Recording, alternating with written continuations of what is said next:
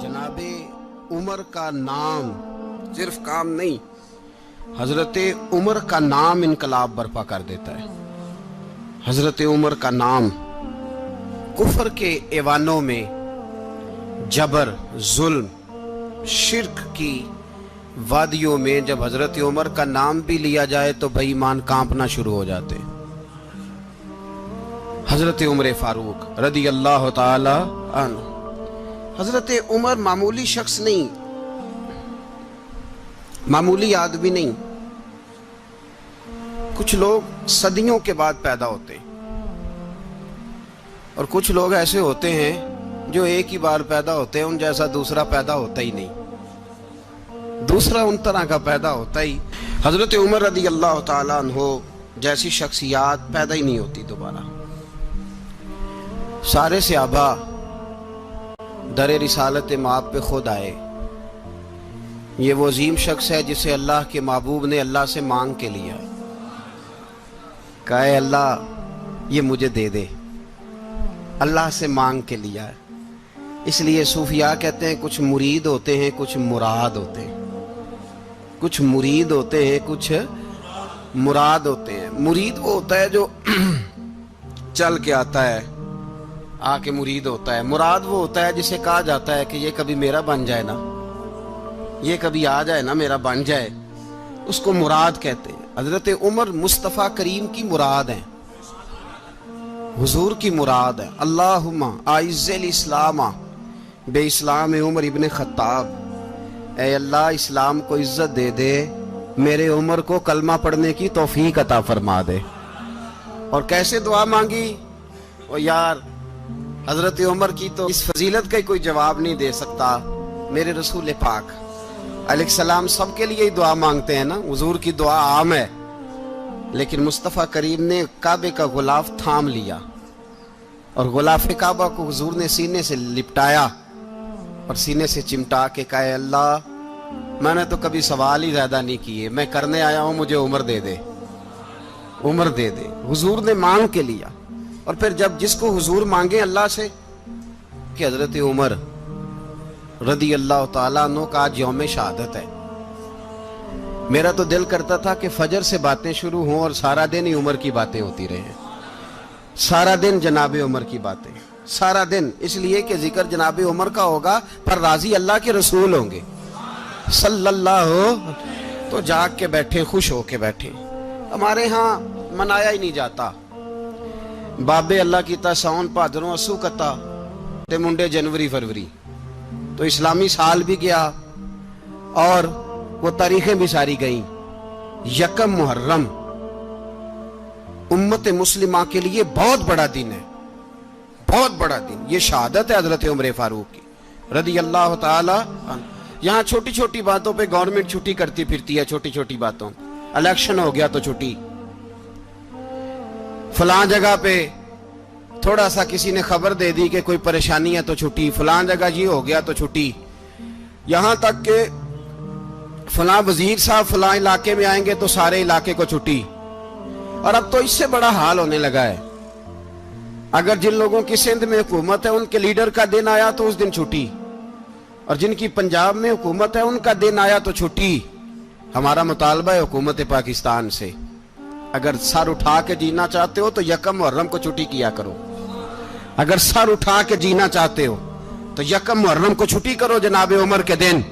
और मिल्लत के जवानों को बताओ कि अगर इज्जत की जिंदगी जीना चाहते हो तो उस तरह जियो जिस तरह फारूक आजम जी के गए। इज्जत और वकार की जिंदगी, जमहूरियत हजरत उमर से सीखनी पड़ेगी।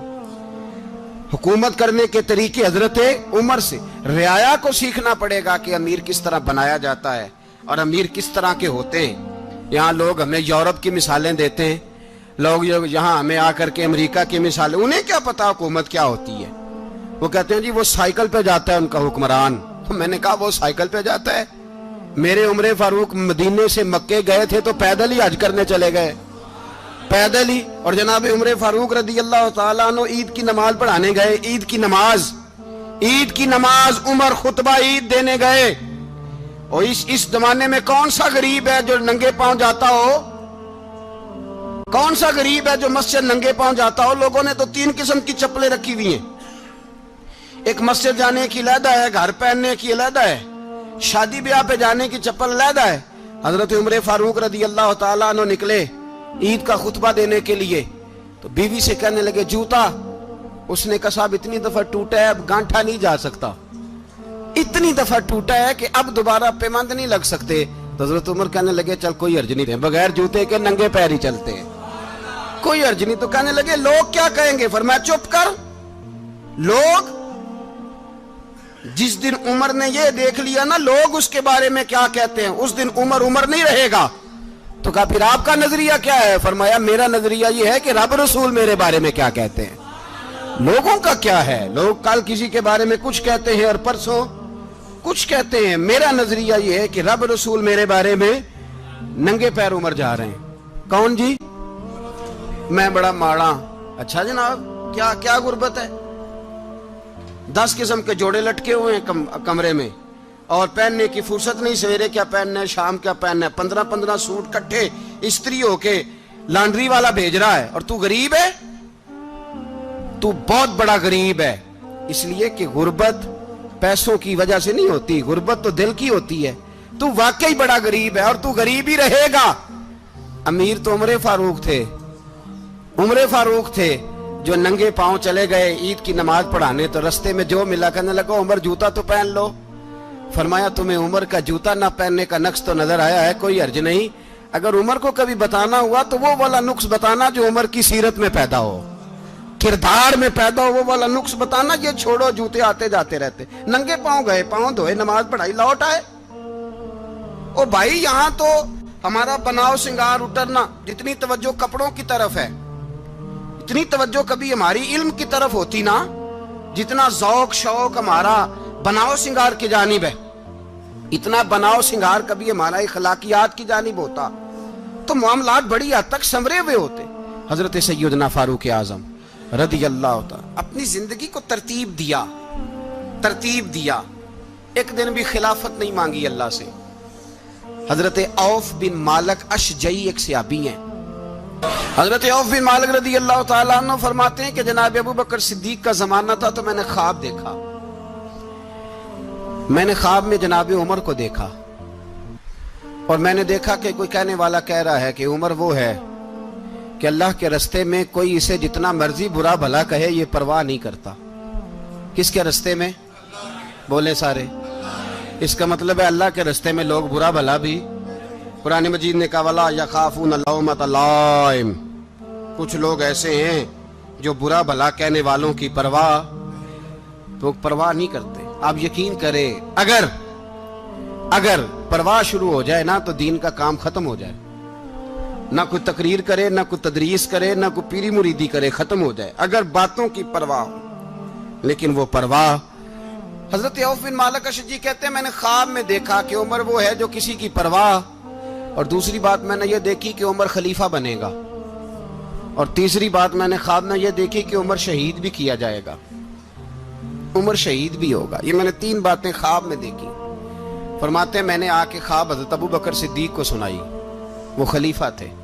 وہ کہنے لگے ٹھہر جا میں عمر کو بلاتا ہوں، اس کے سامنے دوبارہ سنانا.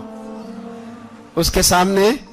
فرماتے ہیں میں نے بلایا حضرت عمر فاروق کو، آ کے بیٹھے. خواب شروع ہوا. کا ایک بات تو میں نے یہ دیکھی کہ آپ ملامت کرنے والے کی پرواہ نہیں کرتے. دوسرا آپ خلیفہ بنے گے. جناب عمر کہنے لگے چپ کر، ابو بکر کے سامنے ہی کہہ رہا ہے، چپ کر، خلیفہ کے سامنے ہی کہہ رہا ہے. تو حضرت ابو بکر صدیق کہنے لگے عمر اسے کہنے دو. مجھے لگتا ہے رب کی رضا یہی ہے کہ میرے بعد اگر مصطفیٰ کا منبر ملے تو عمر کو ملے. اسے کہنے دو.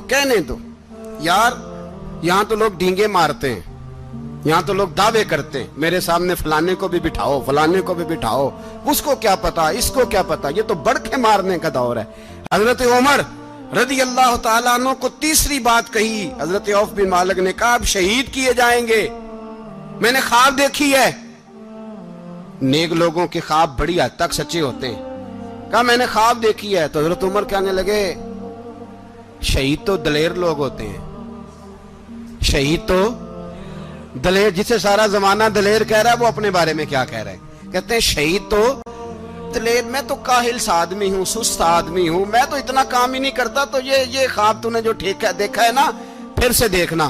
تو ابو بکر صدیق فرمانے لگے عاجزی نہ کر، انکساری نہ کر، تو جو کہہ رہا ہے ٹھیک کہہ رہا ہے، لیکن مجھے سن کے شکر بھی ہوا ہے اور افسوس بھی ہوا ہے۔ افسوس اس بات کا کہ تیرے جیسا بطل عظیم چلا جائے گا، اور شکر اس بات کا کہ رب تجھے زندگی بھی اعزاز والی دے گا، اور شہادت کی موت دے کے اللہ تجھے موت بھی عزت والی عطا فرمائے گا۔ اللہ موت بھی تجھے عزت والی دے گا، تجھے کاہلوں جیسی موت اللہ۔ حضرت فاروق اعظم رضی اللہ، او بھائی یہاں تو اس زمانے کا سب سے بڑا مسئلہ پروٹوکول ہے۔ لوگوں پتہ ہوتا ہے کامل پیر ہے، کامل مرشد ہے، لوگ نہیں جاتے۔ میں کسی کا مرید ہو جاؤں، میرا پروٹوکول کدھر گیا؟ پتہ ہوتا ہے یہ کامل استاد ہے، میں اس کے پاس بیٹھوں گا تو میری تربیت کرے گا، لیکن لوگ شاگرد نہیں بنتے۔ میں کدھر گئی؟ یہ پروٹوکول کی مصیبت ہے نا، اس نے بڑے بڑے لوگ زیرو کر دیے، بڑے بڑے لوگ۔ اور یہ مت سمجھے کہ آپ کا وزیر اعظم پروٹوکول لیتا ہے یا آپ کا صدر پروٹوکول، وزراء، ایسی کوئی بات نہیں۔ ہم چھوٹے طبقے سے لے کر بڑے سارے پروٹوکول کے قائل ہیں۔ ہمارا تو داماد بھی کہتا ہے کہ مجھے پوچھا نہیں میں تمہارے گھر کیوں آؤں۔ ہمارا تو بھائی ہر شخص اعلان کرتا ہے پروٹوکول کا، فلانے نے عزت نہیں دی تو واپس آ جاؤ، فلانے نے سلوٹ نہیں کیا تو واپس آ جاؤ۔ لوگ جہاں سلوٹ کرنا چاہیے وہاں بھی سلوٹ کرانے کے قائل ہیں۔ پر حضرت عمر رضی اللہ تعالی، حضرت عمر کی سادگی اور پھر جناب عمر کی عاجزی، جب انسان اپنے اوپر سوار کر لیتا ہے نا، سوار کر لیتا ہے، میں بدکار پرانا خادم، کسے در ملی نٹ ہوئی، تے واصف یار نے نظر جو کی تھی تے واصف ہی۔ میں اکثر سوچتا ہوں حضور نے جہاں بھی کہا نا، فرمایا میرے بعد نبی ہوتے تو خطاب کے بیٹے عمر ہوتے۔ حضور نے فرمایا عمر جس رستے سے جاتا ہے شیطان وہ رستہ بدل جاتا ہے۔ نبی پاک صلی اللہ علیہ وسلم نے فرمایا میرا عمر وہ ہے کہ اس کی زبان پر حق جاری ہے۔ حضور علیہ السلام نے فرمایا 950 سال حضرت جبریل میرے عمر کی شان بیان کریں تو ان کی عظمت ختم نہیں ہوتی۔ 950 سال جبریل عظمت بیان کرے تو ختم نہیں ہوتی۔ یہ بات ہے حضرت عمر کی، اور فرمایا عمر ابو بکر کی نیکیوں میں سے ایک نیکی ہے، یہ شان ہے اب عمر فاروق رضی اللہ تعالیٰ عنہ کی۔ حضور نے فرمایا میرے بعد نبی ہوتے تو عمر ہوتے، جس گلی سے عمر آئے شیطان رستہ بدل جائے۔ میرے عمر فاروق کی شان 950 سال بیان ہو تو ختم نہ ہو۔ عمر کی زبان پر اللہ حق بیان کرتا ہے، جو عمر کہتا ہے وہی رب کر دیتا ہے۔ حضور ساری زندگی فضیلتیں بیان کرتے رہے، عمر جواب میں کیا کہتے ہیں؟ کوئی بتائے نا کہ یہ والی حدیثیں کبھی عمر نے بھی روایت کی ہوں کہ حضور نے میرے بارے میں یہ کہا ہے۔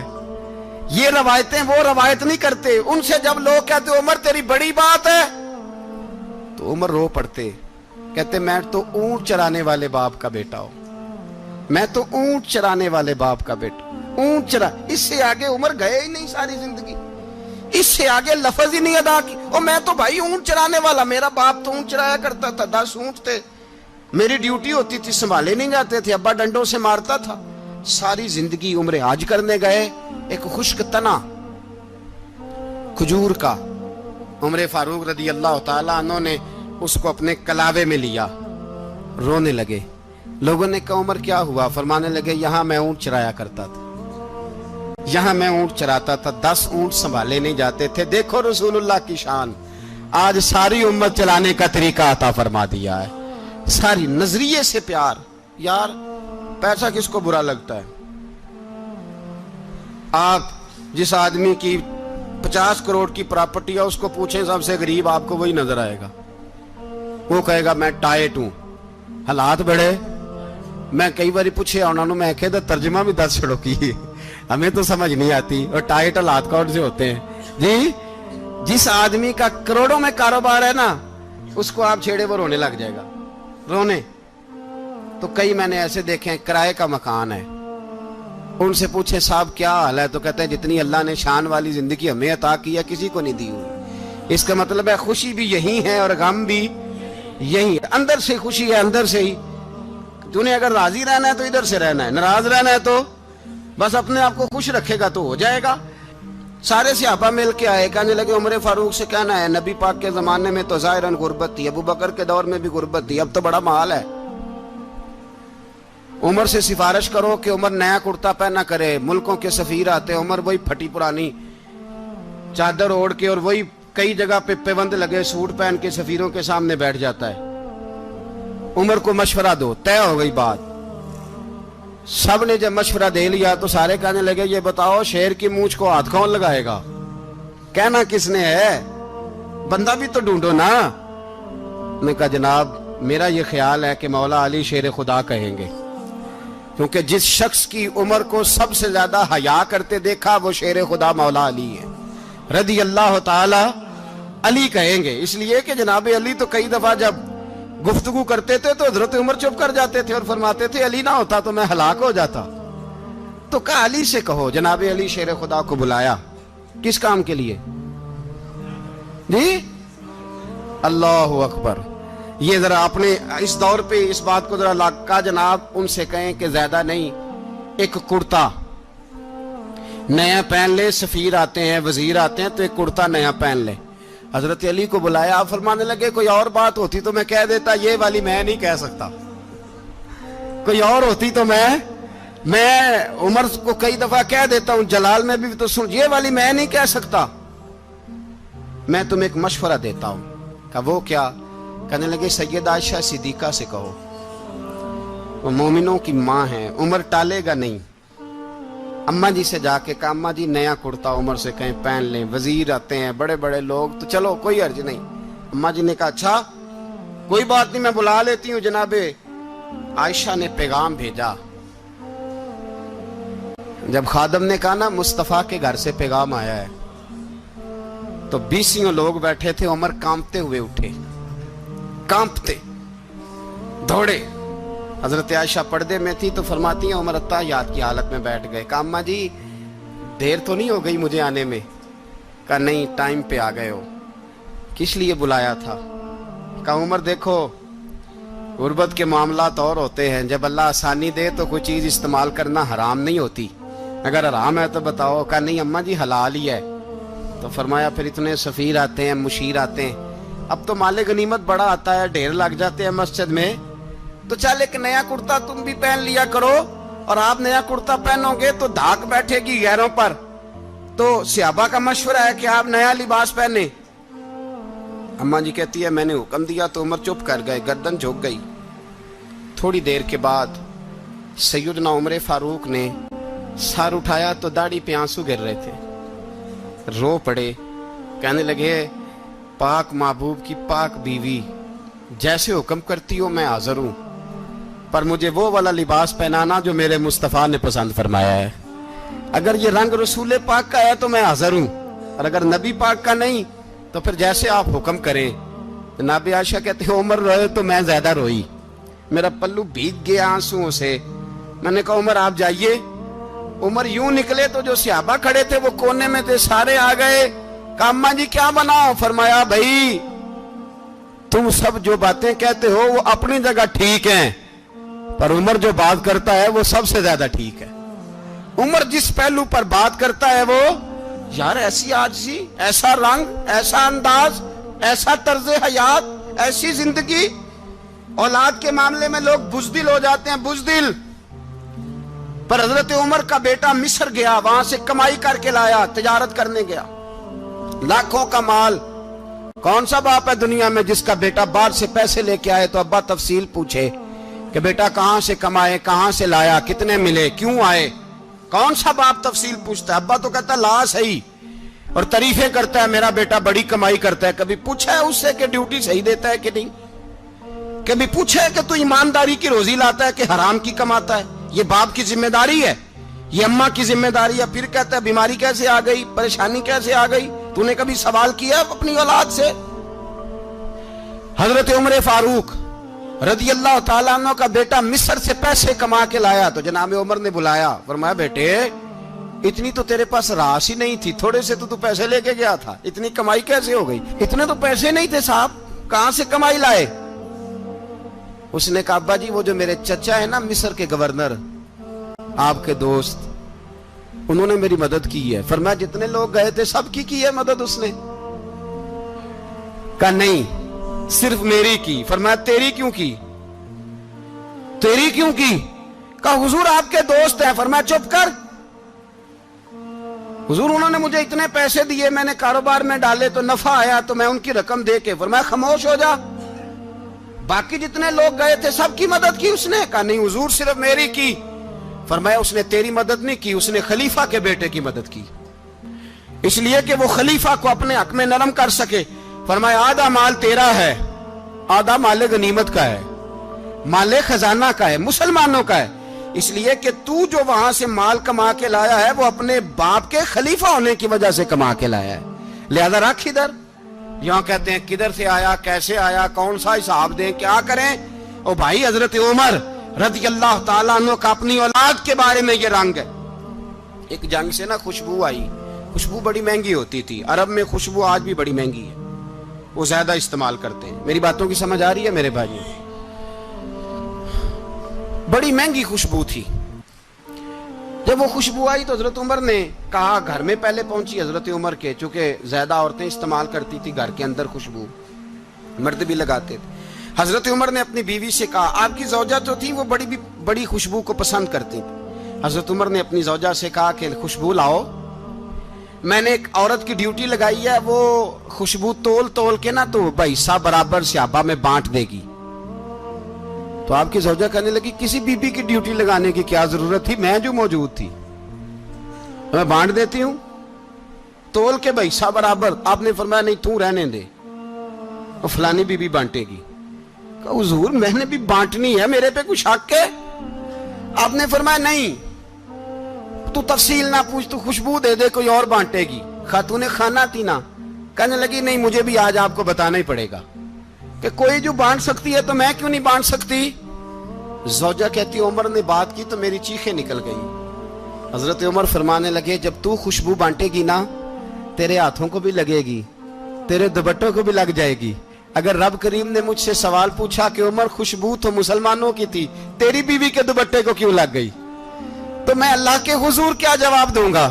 اگر اللہ نے یہ سوال کیا کہ تیری بیوی نے کیوں لگائی, وہ تو حصہ تھا مسلمانوں کا, تو تو نے تیری بیوی نے کیوں لگائی؟ تو فرمایا میں نہیں چاہتا کہ اللہ کے حضور مجھے اور تجھے باز پرس ہو, لہذا کسی اور کو بانٹنے دے. زوجہ روئی اور تڑپ کے کہنے لگی عمر مجھے لگتا ہے صبح قیامت بھی تیری بیوی ہونے کی وجہ سے اللہ مجھے جنت عطا فرما دے گا, تیری زوجہ ہونے کی برکت سے. بھائی یہ معیار رکھا, خدا کی قسم ایسا شخص تاریخ میں دوبارہ نہیں آیا. اتنا بڑا آدمی, اتنا بڑا شخص, اتنا بڑا آدمی, اور پھر رنگ یہ ہے کہ عمر 22 لاکھ مربع میل کا حکمران, 22 لاکھ, اور کھجور کے درخت کے نیچے مٹی کا ڈھیلا لے کے سو گئے ہیں, پرواہ کوئی نہیں, کوئی مسئلہ ہی نہیں. 2 غلام ساتھ بیٹھے تو ایک روٹی حضرت عمر نے گھر سے منگوائی, تھوڑا سا سرکہ, تو غلام کہنے لگے ہم نے بھی کھانی ہے. فرمایا کوئی حرج نہیں, روٹی کو پیٹ بھر کے کھانا ضروری تو نہیں, 3 حصوں میں بانٹ لیتے ہیں. ایک آدمی آیا ہوا تھا مصر کا رہنے والا ملنے کے لیے, اس نے پوچھا عمر کدھر ہیں, تو کہا وہ ادھر جاؤ مسجد میں بیٹھے ہوں گے. اور واپس آیا تو کہنے لگا وہاں تو 3 غلام بیٹھے ہیں, ایک روٹی بانٹ کے کھا رہے ہیں, لگتا ہے کئی دنوں سے روٹی نہیں ملی. کہا 3 غلام تو کوئی نہیں, وہاں 2 ہی تھے, تیسرے تو امیر المومنین تھے. اس نے کہا نہیں 3 غلام ہیں, کپڑے بھی ایک طرح کے پہنے ہوئے, بلکہ 2 کے تو پھر صحیح ہیں, تیسرے کے تو زیادہ ماڑے ہیں. کپڑے بھی ایک طرح کے, کھانا پینا بھی ایک طرح کا, اور ان کا نشست برخاست بھی ایک طرح کی ہے, لہذا کوئی فرق نہیں. حضرت ابو ہریرہ کہتے ہیں میں لے کے آیا, اور جناب عمر کو جب میں نے کچی زمین میں تامت سمیٹ بیٹھے دیکھا تو میں رو پڑا. میں نے اس مصر سے آنے والے کو کہا تو اس کے جلوے دیکھ, اگر اس کی ذات میں اتنا حسن ہے تو محمد عربی کا مقام کیا ہوگا. یہ مقام غور ہے, مقام غور. 10 محرم کو لوگ دیگے پکائیں گے نا, نہیں پکانی ہے, کوئی بول دے نہیں, ہاں نہ نہیں کر دے, پروگرام بدلیا تو نہیں دی عید کی کہ وہ ایک کام شروع ہویا ہے لات ٹائٹ ہونے والا. کیوں جی پکنی ہے نا دیکھیں 10 محرم کو انشاءاللہ تعالی, ہم بھی پکائیں گے انشاءاللہ, یہاں بھی پروگرام ہوگا. تو 10 محرم کو جو دیگ پکنی ہے تو ایسا نہیں ہو سکتا کہ 1 محرم کو حضرت عمر کے نام کی بھی کوئی پک جائے. اگر امام حسن حسین کے نام کی دیگیں پکے تو جو امام حسن حسین سے پیار کرنے والے ہیں، جو امام حسن حسین سے، ہم لوگوں نے بھی عجیب رٹا اپنایا ہے نا، ہم لوگ بات کا ایک پہلو دیکھتے ہیں دوسرا نہیں دیکھتے۔ حضرت امام حسن اور حسین کو بھی نبی پاک نے شہید کہا، اور جناب عمر کو بھی رسول اللہ نے خود شہید فرمایا، فرمایا شہید ہے، خود فرمایا اپنی زبان سے کہ یہ شہید ہے، خود میرا عمر شہید ہے۔ تو ان کے نام کی دیگ نہیں پکنی چاہیے، اس طرف نہیں ہماری توجہ ہونی چاہیے۔ اور اہل بیت نبوی، یہ بات میں پہلے بھی کرتا ہوں، آج پھر کرنا ضروری سمجھتا ہوں، اہل بیت کا پیار، سن لو کان کھول کے، اہل بیت کا پیار اگر ہمیں کسی نے سکھایا ہے تو سیدنا عمر فاروق نے سکھایا ہے۔ اہل بیت نبوت کی محبت اگر کسی نے سکھائی ہے تو کس نے سکھائی ہے؟ بول کے بتائیے، حضرت عمر نے۔ اہل بیت کا پیار ہمیں حضرت عمر نے بول کر کے سکھایا ہے۔ بھائی یاد رکھیں، کسی کی طاقت نہیں تھی دم مارنے کی حضرت عمر کے سامنے، طاقت ہی نہیں تھی۔ کیسر و کسرا کانپ جاتے تھے، جرأت ہی نہیں کرتے تھے حضرت۔ اور ہمارے تو تعلقات بڑے ہیں نا غیروں سے۔ حضرت ابو موسیٰ اشعری رضی اللہ تعالیٰ عنہ فرماتے ہیں میرا منشی سائی تھا، وہ کاتب کہتے تھے وہ لوگ، میرا حساب کتاب عیسائی تھا۔ تو فرماتے ہیں ایک دن میں نے وہ سارا حساب کتاب لین دین کے حضرت عمر کو دکھائے تو فرمانے لگے جس نے لکھے ہیں اس کو بلاؤ۔ کہنے لگے حضور مسجد نہیں آ سکتا۔ کیوں نہیں آ سکتا؟ کہنے لگے وہ عیسائی ہے۔ کہتے ہیں حضرت عمر جلال میں آ گئے۔ آپ فرمانے لگے جنہیں رب دور کرتا ہے تم کیوں قریب کرتے ہو؟ جنہیں اللہ دور کرتا ہے۔ فرمایا تم غیروں کو اگر عہدے دو گے تو اپنوں کا کیا بنے گا؟ اگر تم غیروں کو عہدے دو گے تو اپنوں کا۔ یہ سوچ ہے جو آج برما کے مسلمانوں کے لیے بھی ضروری ہے۔ کہا اگر تم غیروں کو عہدے دو گے تو اپنوں کا۔ ہم نے غیروں کو عہدے دیے تو دیکھا نا اپنے کس طرح کاٹے جا رہے ہیں۔ غیروں کو جو عہدے دے دیے یارانے سارے غیروں سے، روز دعویٰ ہوتا ہے چین ہمارا سجن ہے، چین ہمارا دوست ہے۔ او بھائی دوست ہے تو اس سے کہو نا کہ برما تو تمہاری ایک چھوٹی سی ریاست ہے، چین کے بغیر تو وہ سانس بھی نہیں لے سکتا۔ اس کو کہو نا اس حکومت پہ دباؤ ڈالے۔ لیکن ہم لوگوں نے غیروں کو عہدے دیے تو اپنے پس گئے۔ حضرت عمر کہتے تھے ذمی کا ہم ادب کریں گے، ذمی کافر کا ہم، ایسا کافر جو مسلمان ریاست کو قبول کرے، بدامنی نہ پھیلائے۔ ایک آدمی کو آپ نے دیکھا آنکھوں سے نابینا ہے اور بھیک مانگ رہا ہے، تو حضرت عمر کو نظر آ گیا۔ فرمایا کون ہو؟ اس نے کہا میں یہودی ہوں۔ فرمایا بھیک کیوں مانگتے ہو؟ کہا جب تک تندرست تھا مسلمانوں کو جزیہ دیتا تھا، بوڑھا ہو گیا ہوں کیا کروں؟ حضرت عمر نے گھوڑے کی پشت پہ بٹھایا، کافر کو گھوڑے کی پشت پہ بٹھایا اور بٹھا کے مدینے لائے۔ حضرت علی شیر خدا وزیر خزانہ تھے۔ فرمایا علی اس کا وظیفہ جاری کرو۔ کہا یہ کون ہے؟ فرمایا یہ یہودی ہے لیکن یہ ہمیں جزیہ دیتا رہا، بوڑھا ہو گیا بیچارہ، بھیک مانگنے پہ مجبور ہے، ہماری حکومت کے اندر رہتا ہے، اس کا پورا وظیفہ جتنا خرچہ اتنا وظیفہ لگاؤ۔ حضرت علی کہتے ہیں میں وظیفہ لگا رہا تھا اور وہ میرے نبی کا کلمہ پڑھ رہا تھا، وہ رسول اللہ کا کلمہ پڑھ رہا تھا۔ یہ مزاج، یہ نہیں کہ کافر۔ حضرت عمر نے گورنروں کو خط لکھے تھے کہ زبردستی کسی کو مسلمان نہیں کرنا، جہاں ان کی عبادت گاہیں بنی ہو گرانی نہیں، کوئی مندر کوئی گرجا ضائع نہیں کرنا۔ اسلام سب کو جینے کا موقع دیتا ہے، پر بے ایمانو ظالموں بدذاتوں تمہیں یہ کہتا ہے کہ ہم تمہیں جینے کا موقع دیتے، تم بھی مسلمانوں کو جینے کا موقع دو۔ یہ جہاں بستے ہیں جہاں رہتے ہیں انہیں وہاں جینے کا موقع دو، انہیں بھی اللہ اکبر کہنے کا موقع دو، انہیں بھی قرآن پڑھنے کا موقع دو، انہیں بھی رسول اللہ پر درود پڑھنے کا موقع دو۔ ہمارے ملک میں عیسائی اپنی مرضی سے کھلے عام تبلیغ کرتے ہیں، یہاں تو چینل چلائے ہیں عیسائیوں نے۔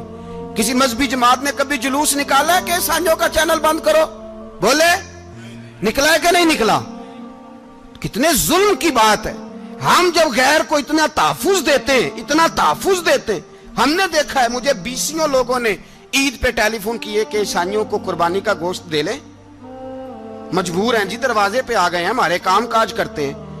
بیسیوں لوگ، عام آدمی کے دل میں ان کا اتنا جذبہ ہے، وہ مسائل کا بیان کرنا ایک علیحدہ بات، لیکن ہمارے دل کافر کے حق میں بھی نرم ہو جاتے ہیں۔ تم کس قدر زیادہ بے ایمان ہو اور کفر کس قدر زیادہ ذلیل ہو گیا ہے کہ مسلمان کے حق میں نرم ہوتا ہی نہیں۔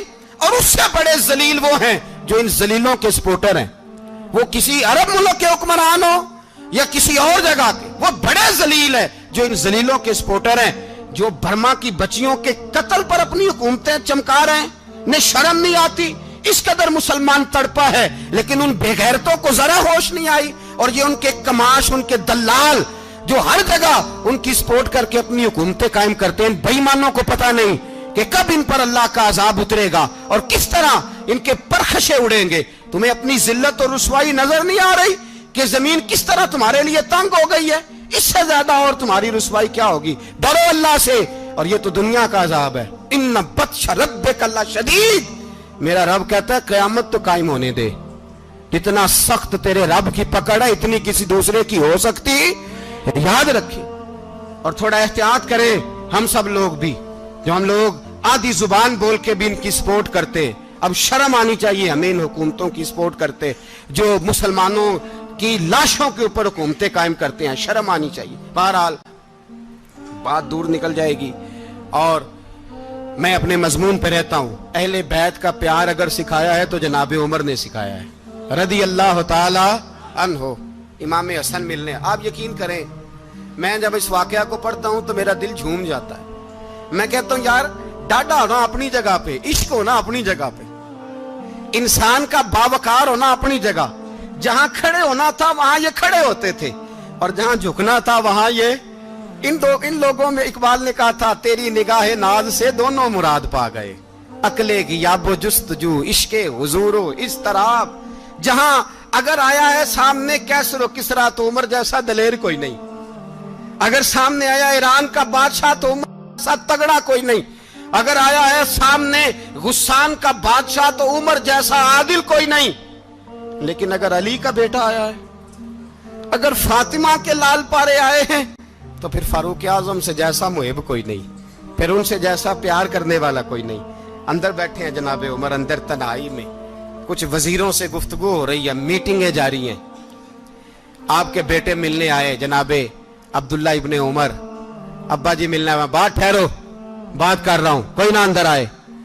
साहबजादा बाहर खड़ा है। थोड़ी देर गुजरी तो इमाम हसन भी आ गए। कौन आए? आपको अजब मिलेगा इमाम साहब का नाम लेने से, वो सरदार हैं जन्नतियों। कौन आए? सारे बोलिए, इमाम हसन, तेरी नस्ल पाक में है बच्चा बच्चा नूर का, तू है ने नूर तेरा सब घराना। इमाम हसन आए तो हजरत अब्दुल्ला इब्ने उमर को दरवाजे पे खड़े देखा। कहा अमीरुल मोमिनीन कहाँ हैं? कहने लगे हजरत उमर के बेटे। कहने लगे वो अंदर बैठे, कुछ मीटिंग हो रही है और उन्होंने कहा कोई अंदर ना आए, लेकिन आप जाना चाहें तो चले जाएं। आप जाना चाहें तो, तेरी नस्ल पाक में है बच्चा बच्चा नूर, आप जाना चाहें तो चले जाएं। तो उन्होंने कहा जब आप बाहर खड़े हैं तो मुझे कोई इतना जरूरी काम नहीं, और अभी जोर की नमाज थोड़ी देर में होगी, मैं मस्जिद में मिल लूंगा अमीरुल मोमिनीन से। ये बात कह के इमाम हसन चले गए। यार इतनी बड़ी बात नहीं थी, इतनी बड़ी बात नहीं थी। वो मेरे उस्तादों का बेटा भी आए तो कहा ठीक है जी वो सोए हुए हैं, तो कोई गर्ज नहीं यार, मैं ठहर के आ जाऊंगा। कोई बड़ी बात नहीं थी, देखा जाए तो बड़ी बात नहीं थी, पर बात बहुत बड़ी थी इसलिए कि ये खाली हसन नहीं, ये हसन इब्ने अली है, ये हजरत फातिमा के लख्ते जिगर। हजरत उमर बाहर निकले, अब्दुल्ला इब्ने उमर से पूछा कोई आया तो नहीं? तो कहा हुजूर इमाम हसन आए थे। तो कहा फिर शहजादे को अंदर क्यों नहीं भेजा? कहा मैंने कहा था। वो कहने लगे अगर अमीरुल मोमिनीन मसरूफ हैं तो मैं जोहर में मिल लूंगा। हजरत उमर रोने लगे। फरमाया बेटे तूने अच्छा नहीं किया।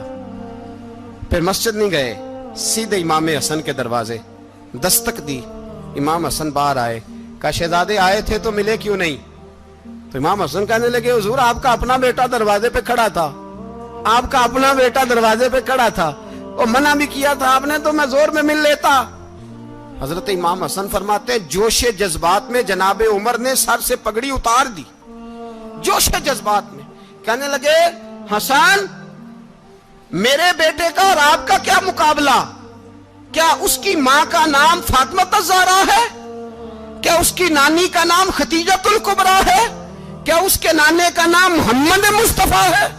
आपका और उसका क्या मुकाबला? फिर रो पड़े और कहने लगे बेटे मैं मक्के के सहराओं में ऊंट चराया करता था, ये जो मेरे सर पर इज्जत के बाल हैं ये तेरे नाने के उगाए हुए, मैं मक्के के खबरदार शहजादे खबरदार। ओ भाई अहले बैत नबुव्वत के अदब का रंग अगर सिखाया है तो सैयदना उमर ने सिखाया है।